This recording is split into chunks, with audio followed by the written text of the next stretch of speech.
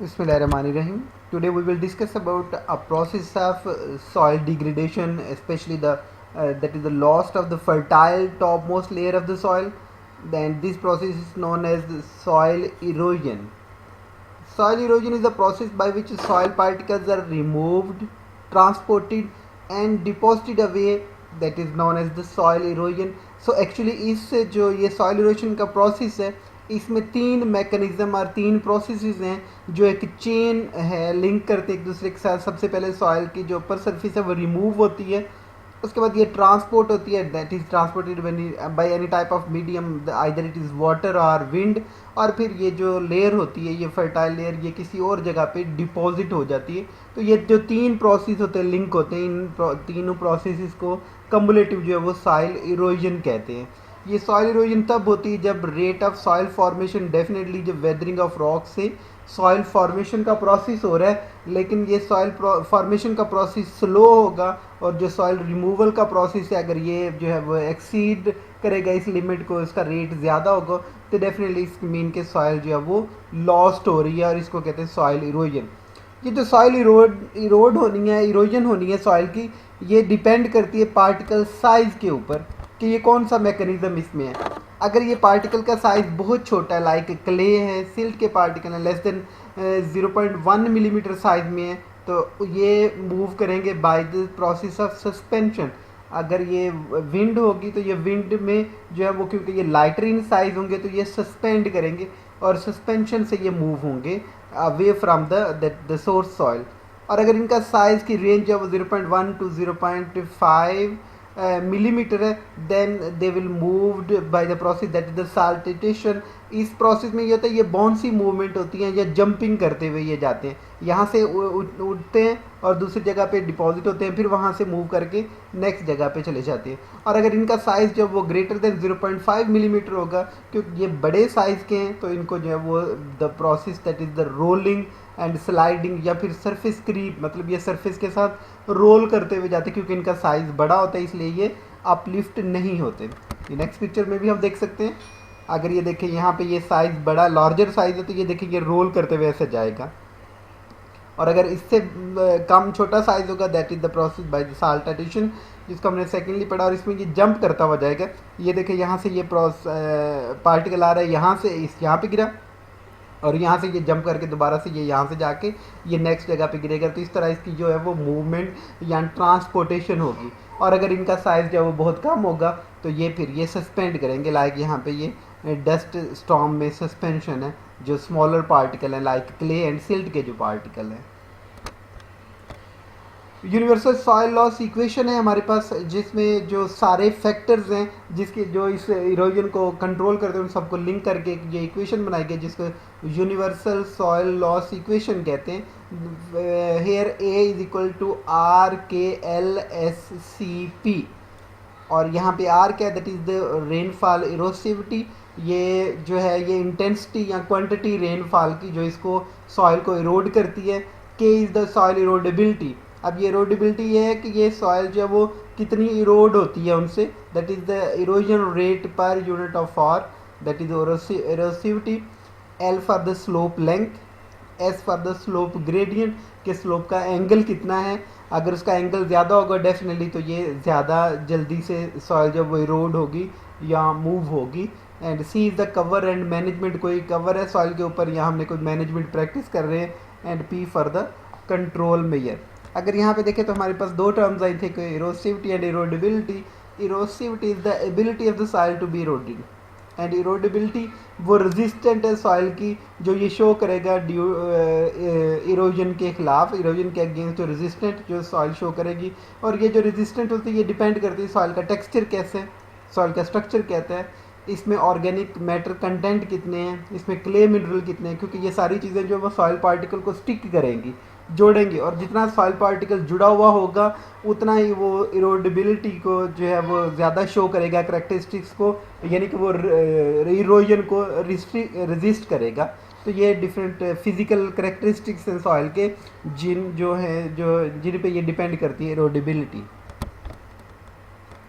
अगर हम causes of soil erosion को देखें तो ये एक लंबी लिस्ट है, जिसमें से कुछ जो कंपोनेंट है यहाँ पे लिस्ट किए गए, लाइक डिफोरेस्टेशन.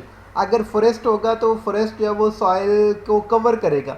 अब ये सॉइल कवर होगी यहाँ पे फॉरेस्ट की वजह से, तो फिर जो वाटर की वजह से इम्पैक्शन है, यानी वाटर का जो इम्पैक्ट होगा सॉइल के ऊपर वो डायरेक्ट नहीं होगा।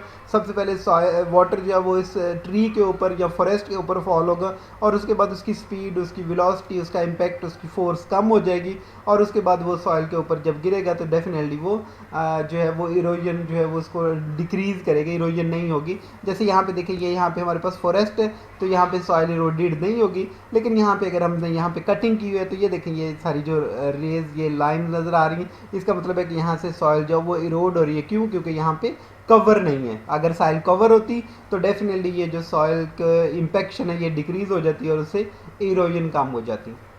स्लोप ऑफ द लैंड, ये स्लोप ऑफ द लैंड, ये पीछे हमने ग्रेडियंट एक फैक्टर पढ़ा था सॉइल के, कि अगर स्लोप ज़्यादा होगी तो डेफिनेटली वहाँ से वाटर जो है वो रन ऑफ, उसकी स्पीड ज़्यादा होगी, और जब उसकी स्पीड ज़्यादा होगी तो वो ये जो सेडिमेंट्स हैं इनको अपने साथ बहा कर ले जाएगा। सेम यहाँ पे ये रन ऑफ, इसी से ये साथ इसके एक फैक्टर है यहाँ पे, ये देखें यहाँ पे ये वाटर जो है वो रन ऑफ होकर यहाँ पे आ रहा है, और डेफिनेटली अगर ये स्लोप ज़्यादा होगी तो ये वाटर आते हुए यहाँ से सॉइल पार्टिकल को ये बहा के यहाँ पे ये नीचे ले आएगा। ओवरग्रेजिंग एक फैक्टर है यहाँ पे।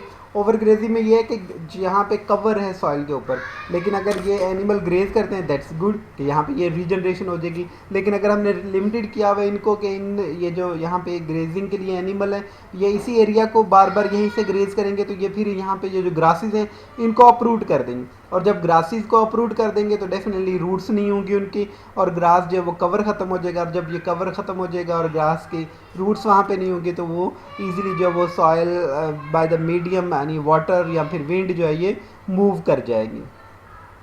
Faulty method of agriculture, that is a tillage.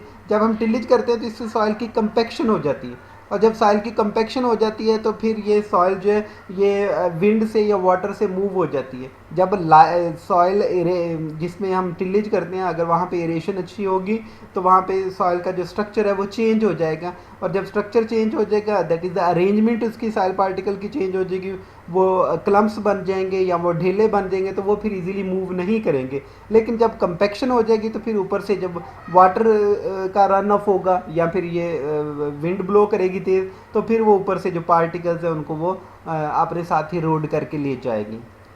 Over irrigation, अगर हम ओवर इरिगेशन करते हैं तो डेफिनेटली ये देखें यहाँ पे ये इसको लेयर जो है ये इसने रिमूव की है, जिसको ये शीट इरोजन भी कहते हैं। ये वाटर इरोजन में हम नेक्स्ट जो इसकी सब टाइप्स है वहाँ पे उसे देखेंगे। एंड एक इसका एक और मेजर फैक्टर है दैट इज़ विंड।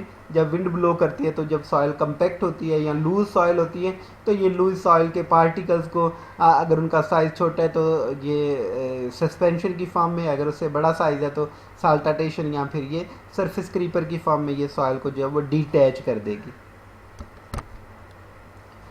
इरोजन की अगर क्लासिफिकेशन देखा जाए तो इसमें 3 मेजर इसके क्लासिफिकेशन है, that is geological erosion, gravity erosion. Geological erosion natural factors की वजह से जो इरोजन होती है, विंड की वजह से या वाटर की वजह से। Gravity erosion force of gravity की वजह से जो इरोजन होती है, जो पार्टिकल्स जो है वो जैसे लैंड स्लाइडिंग है ये हो जाती है ये इस वजह से। एंड एक्सेलेरेटेड इरोजन ये ह्यूमन फैक्टर्स की वजह से है, जिसमें जो wind erosion and water erosion भी एक मेजर इसकी टाइप्स हैं। वाटर इरोजन को हम फर्दर डिवाइड कर सकते हैं स्प्लैश इरोजन में। यहाँ पे देखें ये स्प्लैश इरोजन, इसमें जो वाटर का ड्रॉपलेट यहाँ पे नीचे गिरता है ज़मीन के ऊपर तो इसकी जो फोर्स है जो डिस्पर्स होती है, जब ये गिरेगा यहाँ से तो ये सॉइल के पार्टिकल्स को अपने साथ ही मूव करके लेके जाएगा, इसको कहते हैं स्प्लैश इरोजन। असल में ये जो है ये सॉइल पार्टिकल्स को डिटैच करता है, ये सिर्फ डिटैच करना इसका काम है। इसके बाद ये शीट इरोजन, अब जब ये रेनफॉल ज़्यादा होती है तो ये एक लेयर सी जो सॉइल की है ये उतर जाती है यहाँ से ये देखें ये क्रॉप्स यहाँ पे ये ठीक, और यहाँ से ये एक शीट जो है ये रिमूव हुई है, इसलिए इसको कहते हैं ये एक यूनिफॉर्म शीट जो सॉइल की सरफेस की टॉप लेयर की रिमूव होती है, इसको कहते हैं शीट इरोजन। जब ये शीट इरोजन ज़्यादा हो जाती है, वाटर इंटेंसिटी ज़्यादा होती है, तो ये इस तरह से ये छोटे छोटे ये यहाँ से फॉर्मेशन बन जाती हैं, रिज्स बन जाती हैं, इनको कहते हैं रिल इरोजन। और जब यही रिल्स होती हैं ये वाइडन इन साइज़ हो जाती हैं और रेनफॉल ज़्यादा होने की वजह से तो इसको कहते हैं ये गली erosion.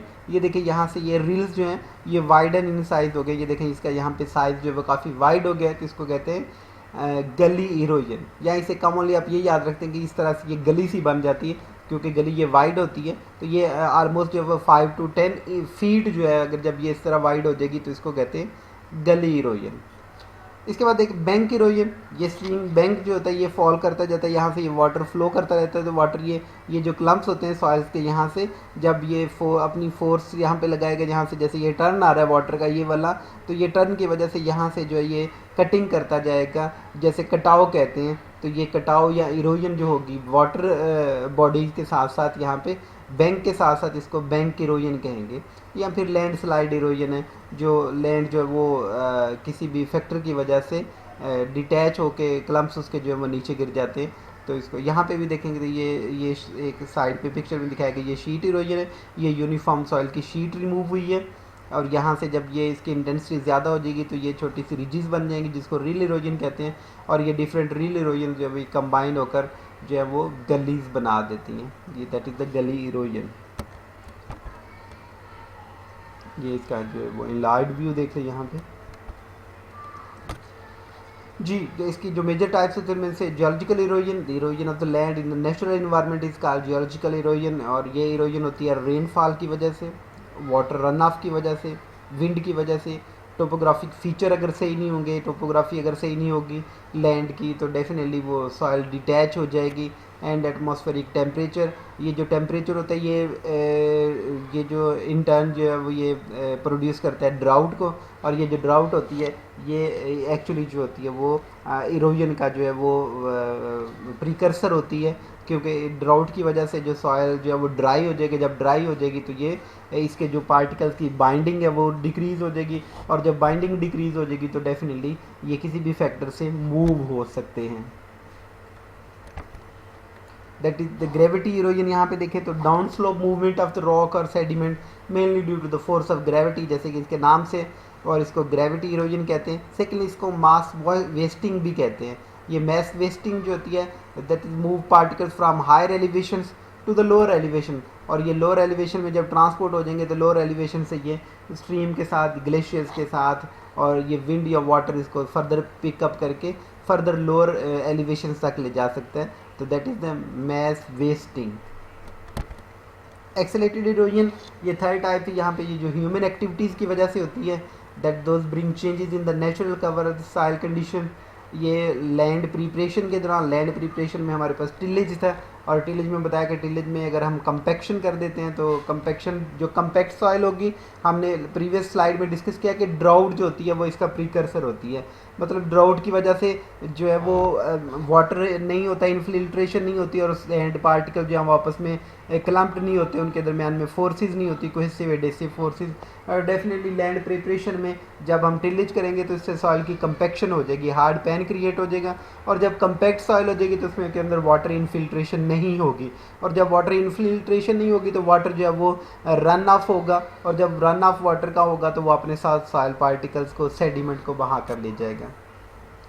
Land use for construction, जब हम लैंड को कंस्ट्रक्शन के लिए यूज़ करते हैं तो डेफिनेटली हम उसे कंपैक्ट करते हैं ताकि हमारी कंस्ट्रक्शन जो वो स्टेबल हो, इसमें शेकिंग ना हो। तो ये स्टेबल करने के लिए जब हम उसको कंपैक्ट करते हैं तो ये कंपैक्शन नहीं होगी तो वाटर इन्फिल्ट्रेशन नहीं होगी, कंपैक्शन होगी तो वाटर इन्फिल्ट्रेशन नहीं होगी, और जब वाटर इन्फिल्ट्रेशन नहीं होगी तो वाटर रन ऑफ करेगा।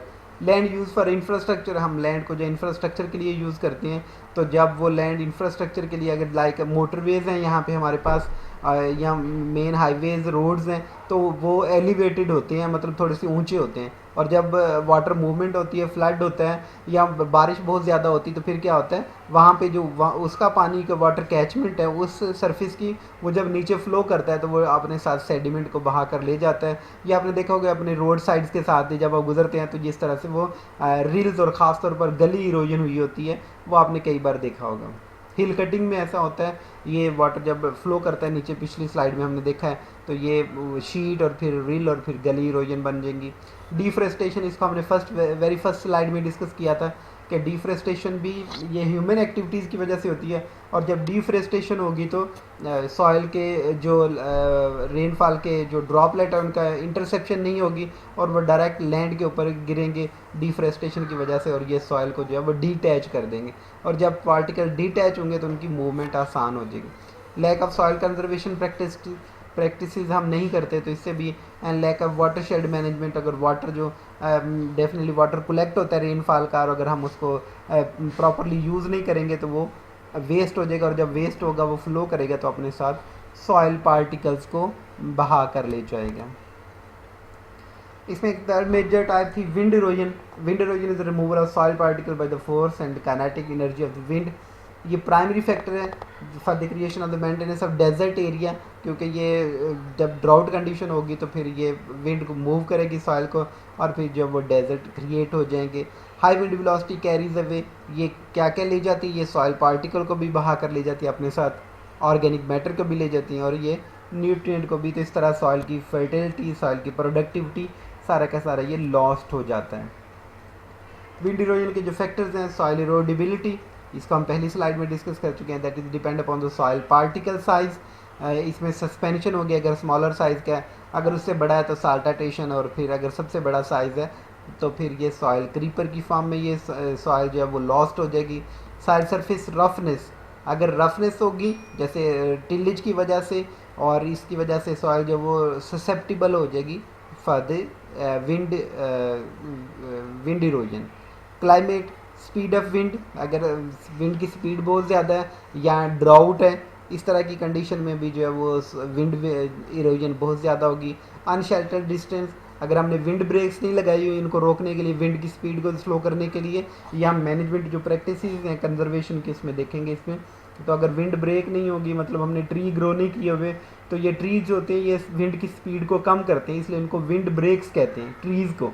और जब ये ट्रीज़ जो हैं वो नहीं होंगे तो वो विंड जो हो गया वो हाई वेलोसिटी से स्पीड से मूव करेगी और वो सॉइल पार्टिकल को डिटैच करके अपने साथ ले जाएगी। Lack of vegetation cover, definitely vegetation नहीं होगी तो भी विंड की स्पीड को कोई रोकने वाला नहीं होगा, और विंड की स्पीड जब ज़्यादा होगी तो वो जो बेयर लैंड होगा उसकी वेजिटेशन नहीं होगी वहाँ पे, तो उसके सॉइल को मूव करके ले जाएगी। कल्चरल प्रैक्टिसेस है लाइक टिलेज ऑपरेशन है, टिलेज डेप्थ है, डायरेक्शन है, ये भी डिपेंड करती है कि हमने स्लोप के साथ उसकी टिलेज की डायरेक्शन कौन सी रखी है। इसको भी हम जो है वो डिस्कस कर रहे हैं नेक्स्ट स्लाइड में। वाटर इरोजन है हमारे पास, इसकी फर्दर टाइप्स हैं। Splash erosion by the impact of rain drop, ये जो रेन ड्रॉप यहाँ पे फॉल होगा सॉइल के ऊपर, बेयर लैंड के ऊपर, तो ये सॉइल पार्टिकल को अपने साथ ही यहाँ से ये स्प्लैश की फॉर्म में बाहर निकालेगा, इसको कहते हैं स्प्लैश इरोजन। और जब ये बहुत ज़्यादा बारिश हो रही होती है तो फिर ये वाटर जो होता है वो रन ऑफ होता है, इसका वाटर रन ऑफ होगा मतलब वाटर मूव होगा, और जब ये वाटर मूव होगा तो ये पार्टिकल्स को अपने साथ लेकर जाएगा in the form of sheet erosion. It usually occurs evenly over the uniform slope and goes unnoticed. ये देखेंगे इवनली यहाँ से ये स्लोप से ये सॉइल को उसने डिटैच किया, एक शीट रिमूव की है, इस वजह से इसको कहते हैं शीट इरोजन। और जब शीट इरोजन ज़्यादा हो जाएगी और to be by very small definable channels called the rill, inter rill, और ये फिर इंटर रिल जो होगी ये जब वाइड होती जाएंगी तो ये इस तरह से ये रिल, ये इसके एडवांस्ड फॉर्म में यहाँ पे ये देखें तो इसको कहते हैं rill erosion. And if the situation prolonged, तो फिर इस तरह से ये गलीज बन जाएंगे, ये देखें ये गली इरोजन, यहाँ पे ये बहुत ज़्यादा वाइड हो गई है रिल, तो ये गली इरोजन।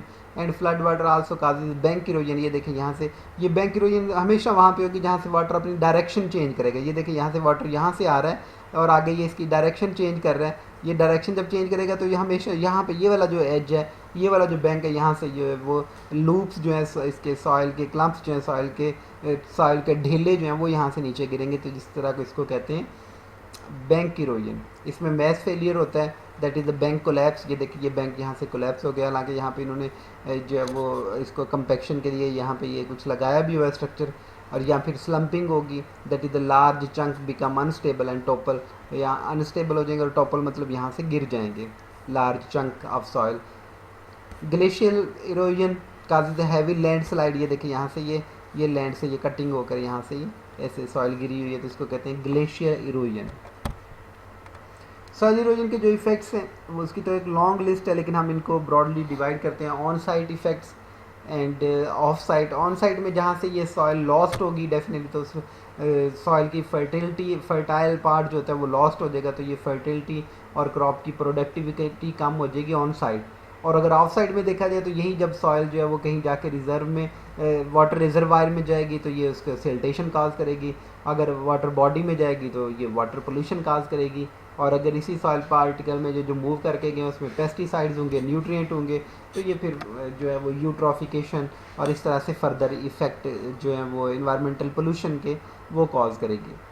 अगर हम इनको लिस्ट वाइज में देखें तो हमारे पास ये एक लिस्ट की अभी एक चार्ट है यहाँ पे, that is the loss of arable land, water pollution, clogging of water veg, ये वाटर वेज को डेफिनेटली ब्लॉक कर देगा, सेडिमेंटेशन, वहाँ पे सेडिमेंट्स इकट्ठे हो जाएंगे, फ्लड में अक्कर, यस यहाँ पे जब वाटर में जो रेजरवायर है उनकी कैपेसिटी कम हो जाएगी तो फिर वो ओवरफ्लो कर देंगे, जो जब ओवरफ्लो कर देंगे तो उससे फ्लड्स काज होंगे।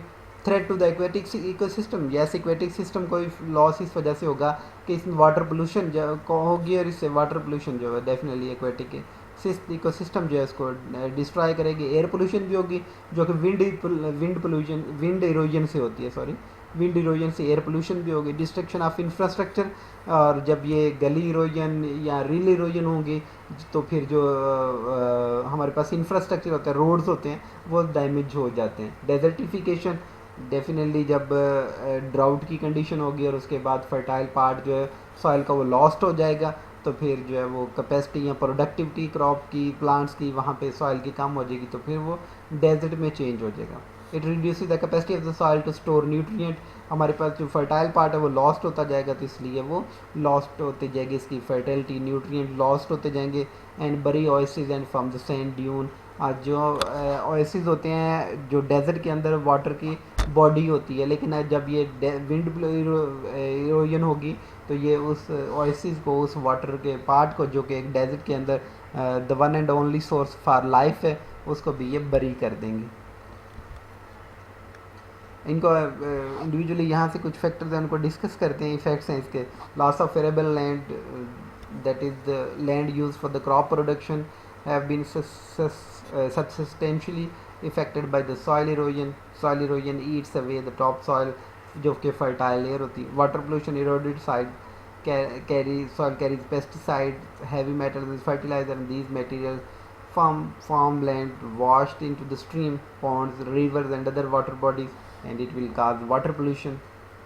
Sedimentation भी इसी तरह से ये सिल्ट वगैरह रिमूव कर जाएंगी, तो ये फिश और फिश गिल्स में और एल्गल लाइफ इसको जो है वो डिस्ट्रॉय करेगी।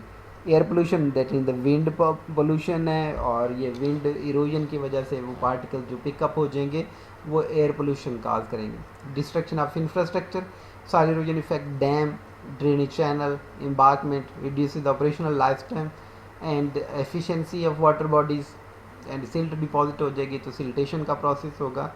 And desertification, soil erosion is the major driver for the desertification, क्योंकि फर्टाइल पॉट जो है वो लॉस्ट हो गया और सॉइल जो है वो डेजर्ट में चेंज हो जाएगी। अब हमने इसको कंजर्व करना है, इसको सेव करना है, इरोजन से बचना है, तो इसके लिए बेसिक हमारे पास ये 5 प्रिंसिपल्स हैं।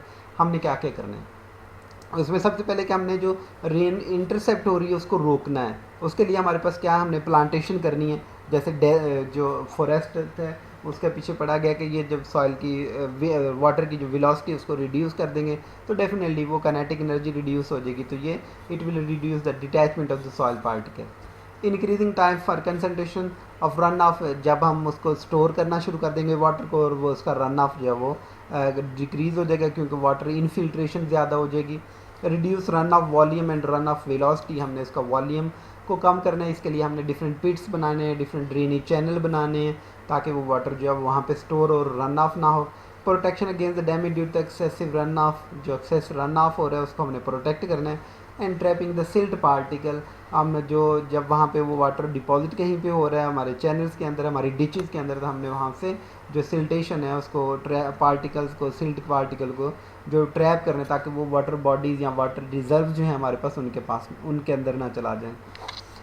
ये जो हमारे पास मैकेनिज्म है ये डिपेंड करते हैं कि हमारे पास स्लोप या ग्रेडियंट जो कि वेरी फर्स्ट स्लाइड में डिस्कस हुआ था वो कितना है। अगर ये देखें ये स्लोप या इसका एंगल लेस देन 10 डिग्री है, 10% तक है, तो इसमें कंटूर बंस बनाएंगे हम।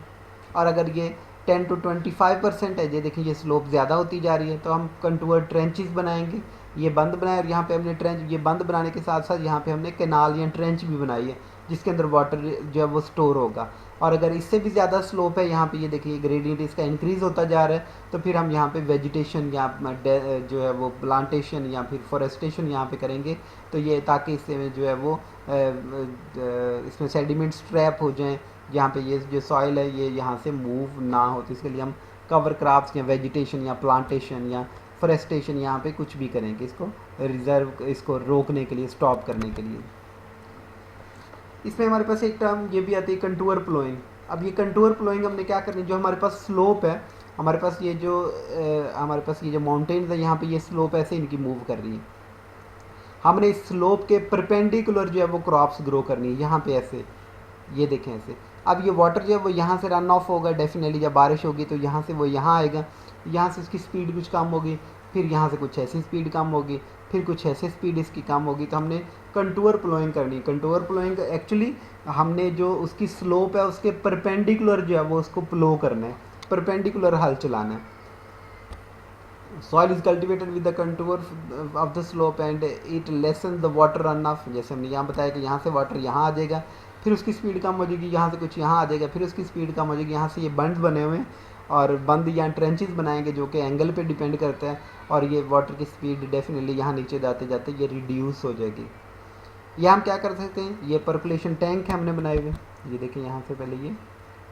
नेक्स्ट हमारे पास ये परकुलेशन टैंक है, ये देखिए ये टैंक बने हुए हैं, तो ये वाटर जो है वो इनके अंदर जब मूव करके आएगा तो यहाँ से इनके अंदर जो है वो स्टोर हो जाएगा, और जो इससे एक्सेस होगा फिर जब भर जाएगा ये, तो फिर ये नेक्स्ट ऐसे जाएगा। ये हमारे पास चेक डैम है, इनको चेक डैम कहते हैं। ये देखिए ये क्या करेंगे, ये देखिए ये काफ़ी ज़्यादा सेडिमेंट्स जो हैं वो यहाँ से आए हुए हैं, और ये सेडिमेंट्स को रोकेगा, और यहाँ से ये सिर्फ यहाँ पे वाटर है। अगर ये यहाँ पे ये चेक डैम ना लगा हुआ होता तो ये सारे के सारे सेडिमेंट भी यहाँ पे जाके इसको भर देते और ये इसकी कैपेसिटी कम हो जाती।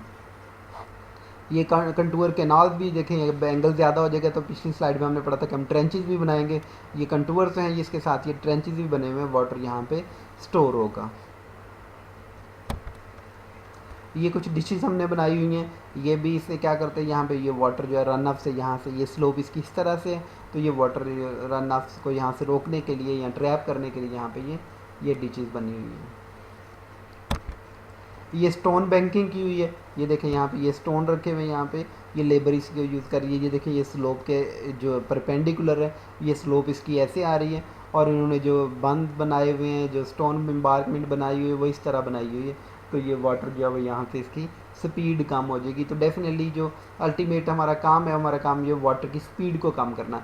इधर ये जहाँ पे कंटूर प्लोइंग करेंगे, या ये डिचेस बनाएंगे, या ये चेक डैम बनाएंगे, या कैनाल्स बनाएंगे, या ये ट्रेंचेस बनाते हैं, या फिर ये स्टोन एम्बार्कमेंट करते हैं, तो इनका हमारा अल्टीमेट जो गोल है वो क्या है, वाटर की रन ऑफ की स्पीड को कम करना। स्ट्रिप क्रॉपिंग में हम क्या करते हैं कि हम डिफरेंट क्रॉप्स लगा देते हैं स्ट्रिप्स में। इसमें एक क्रॉप मेच्योर हो रही होती है तो दूसरी क्रॉप जो है वो ग्रो कर रही होती है, यहाँ पे इनिशियल स्टेज में होती है। इससे क्या होता है कि सॉइल जो है वो बेयर लैंड नहीं होता, मतलब उसके ऊपर कोई ना कोई वेजिटेशन या कोई ना कोई कवर क्रॉप्स का लाजमी होता है, ताकि वो वाटर की इनफिल्ट्रेशन को और वाटर की इंटरसेप्शन को रोक कर सके, ताकि वाटर की स्पीड कम हो, अल्टीमेटली जो है वो रन ऑफ कम होगा। तो हम ये स्ट्रिप्स लगा देते हैं अल्टरनेट क्रॉप्स की। टेरेसिंग, जैसे टेरेस बने होते हैं यानी कि फ्लैट लैंड, ये देखिए यहाँ पे ये हमारे पास स्लोप है, और हम जितना भी छोटा ये 5, 6 या 10 फुट का लैंड है इसको लेवल कर देंगे। लेवल करने के बाद यहाँ पे जो अपनी प्लांटेशन या क्रॉप्स ग्रो कर लेंगे, तो इसको कहते हैं टेरेसिंग। ये जो स्लोपी लैंड होते हैं या हाई माउंटेन होते हैं वहाँ पे ये काफ़ी ज़्यादा ये देखने में मिलता है, ये टेरेसिंग। रिक्लेमेशन ऑफ द गलीज, ये गली इरोजन हुई है यहाँ पे, तो हमने इस गली के अंदर क्या किया, हमने जो है वो यहाँ पे प्लांटेशन की है। Gully should be plantated to stop erosion. Gully से इरोजन होगी तो जब आपको टाइम मिले, या इसमें थोड़ा रेनफॉल में थोड़ा सा डिस्टेंस आता है, थोड़ा टाइम का लैप आता है, तो इसमें क्या करें, ये जो गली है इसमें ट्री इसको जो है वो प्लांट कर दें, ताकि यहाँ से वाटर जब मूव होगा तो प्लांटेशन की वजह से इसकी स्पीड कम हो जाएगी। ओपन टॉप कल्वर्ट, इसमें क्या होगा, यहाँ पे ये देखें यहाँ से ये स्लोप है, यहाँ से पानी सारा इकट्ठा होकर ऐसे आएगा तो ये इस रोड को भी बहा कर ले जाएगा। तो हमने क्या करना है, इस रोड के साथ यहाँ से एक ट्रेंच बना देंगे, यहाँ पे एक खाला सा बना देंगे, तो ये पानी सारा इकट्ठा होकर इसमें से गुजरेगा, तो ये हमारे जो इंफ्रास्ट्रक्चर है, रोड है, इसको डैमेज नहीं करेगा, और ना ही इससे जो है वो इरोजन कॉज करेगा। तो ये इस हमारे पास जो सीमेंटेड चैनल है, यहाँ से ये पानी जो है इकट्ठा होने के बाद गुजर जाएगा। कवर क्रॉप्स, ये कवर क्रॉप जो है वो काफ़ी इसके बार इसमें डिस्कस हुआ है कि इसमें हम क्या करेंगे। इसमें वाटर इंटरसेप्शन जो है वो रिड्यूस होती है विद द सॉइल, और ये पानी, बारिश का पानी सबसे पहले यहाँ गिरेगा और फिर ज़मीन पे जाएगा, और अगर ये रन ऑफ यहाँ से हो रहा है तो ये डेफिनेटली इसकी जो क्रॉप्स है, इसकी जो रूट्स हैं वो इस सॉइल को जो है वो पकड़े रखेंगी, होल्ड करेंगी, और ये सॉइल जो वो इरोड नहीं होगी। विंड ब्रेक्स, इसमें हमारे पास अगर विंड यहाँ से हमारे पास डायरेक्शन है विंड की, तो हम यहाँ पे जो है वो हायर ट्रीज़ लगा सकते हैं। यहाँ पे ये 3 वे बैरियर लगा हुआ है यहाँ पे, और ये क्रॉप हमारी यहाँ पे डेफिनेटली जब विंड आएगी यहाँ से, इससे फिर इससे और फिर इससे, उसकी स्पीड कम हो जाएगी और वो फ्लो करके ऐसे चले जाएगा, और ये वाली हमारी क्रॉप जो है वो विंड इरोजन से बच जाएगा, हमारे ये लैंड भी और ये क्रॉप भी। या हम मल्चिंग करेंगे। मल्चिंग का मतलब होता है कि हम क्रॉप के अंदर कोई भी स्ट्रॉ या फिर प्लास्टिक मल्च बिछा देते हैं ताकि क्या हो, हमारी जो सॉइल है वो इरोड ना हो। इस वजह से ये देखें यहाँ पे ये शुगर कैन फ्रेश मल्च है, यानी कि शुगर कैन के स्ट्रास जो होते हैं वो यहाँ पे बिखेरे हुए हैं, या मल्चिंग इन मैंगो, या मैंगो ट्री के नीचे यहाँ पे इसकी सॉइल को प्रिजर्व करने के लिए ये। या फिर ये हमारे जो इसमें वेजिटेबल्स लगाते हैं उसमें ये जो क्लियर प्लास्टिक मल्च या फिर ये ब्लैक प्लास्टिक मल्च जो है ये यूज़ होती है सॉइल को बचाने के लिए। या कंजर्वेशन डिचेज़ हैं, ये देखिए ये स्लोपी लैंड है तो यहाँ पे ये छोटे छोटे डिच बनाए गए हैं, छोटे छोटे गड्ढे बनाए गए हैं, और ये गड्ढों के अंदर जो है वो पानी रह जाएगा, और इस तरह पानी जो है वो जब यहाँ पे ज़्यादा देर तक स्टोर रहेगा तो ये इनफिल्ट्रेट कर जाएगा, नीचे चला जाएगा, तो इससे रन ऑफ जो है वो रिड्यूस होगा। कंजर्वेशन हमने ड्यूरिंग कंस्ट्रक्शन, हम कंस्ट्रक्शन जब कर रहे होते हैं तो हमने वो वाला टाइम शेड्यूल करना है जिसमें रेनफॉल जो है वो बहुत कम है। Work at one area at one time, different areas पे काम ना करें, इस तरह फिर वो जो है वो इनकम्प्लीट काम रह जाएगा, और इनकम्प्लीट काम की वजह से जो सॉइल हमने लूज़ की हुई है कंस्ट्रक्शन के लिए वो सारी की सारी अगर बारिश हो जाएगी तो वो इरोड हो जाएगी, बह जाएगी। Cover the bare soil immediately with vegetation straw, जैसे हमने पीछे मल्चिंग पढ़ा है हम वो कर सकते हैं। कंट्रोल रन ऑफ, तो हमने जो भी करना है वाटर इरोजन के लिए हमने जो है वो रन ऑफ को रिड्यूस करना है, और विंड इरोजन के लिए हमने जो सॉइल को है वो कवर करके रखना है, और सेडिमेंट्स को ट्रैप करें ताकि हमारे जो वाटर रिजर्व उनमें सेडिमेंट्स ना चले जाएँ। So it was all about the wind erosion, इसके डिफरेंट टाइप्स, और अगर इसमें कोई क्वेश्चन हो तो आप कमेंट बॉक्स में पूछिएगा। थैंक यू सो मच बेटा।